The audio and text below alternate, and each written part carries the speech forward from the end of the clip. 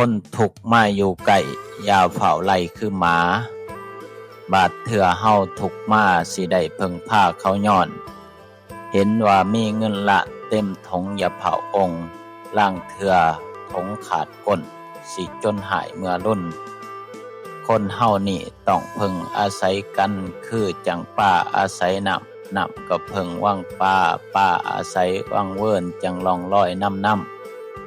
คือจังถ้ำอาศัยหวยง้อควายอาศัยแอกตาแหกอาศัยไก่ต้มจึงต้นตุ่มจากค้อน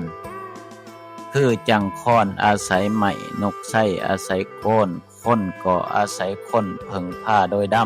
ำคือจังค่ำอาศัยหม้ออาศัยซองของอาศัยไหมขอนตีต่องจังคอยดังความสามารถบุญธรรมกรรมแต่งของคนเฮาบ่เท่ากันเฮาอยู่ร่วมกันในสังคมก็เปรียบเสมือนนิ้วมือของเฮานั่นเองนิ้วทั้งห้าบ่เท่ากันสันใดความสามารถของคนเฮาก็บ่เท่ากันสันนั้นกัลยาณมิตรคือของขวัญอันล้ำค่าต้องรักษาไว้ด้วยความจริงใจอย่าคิดว่ากัลยาณมิตรหาได้ง่ายใดคนที่เป็นกัลยาณมิตรที่ดีมีคุณธรรมจริงใจต่อกันจะมีหลายเพียงใดให้ลองคิดเบิ่งอาตมาคิดว่าเกือบจะบ่มีเลยที่จริงใจเวลาทุกข์นำกันเวลาสุขนำกันบ่ปะบ่ทิ่มเฮา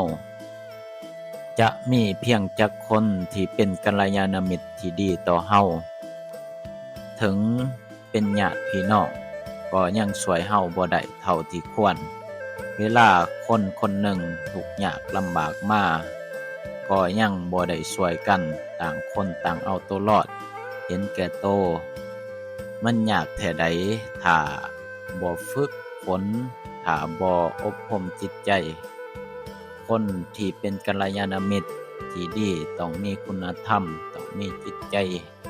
ที่ดีงามมีความเมตตามีความเอื้อเฟื้อเผื่อแผ่บ่คิดร้ายเว้าร้ายทำร้ายผู้ใดมันเฮ็ดได้ยากดังนั้นถ้าญาติโยมพบพ้อกัลยาณมิตรที่ดีแล้วจงรักษาเอาไว้ให้ดี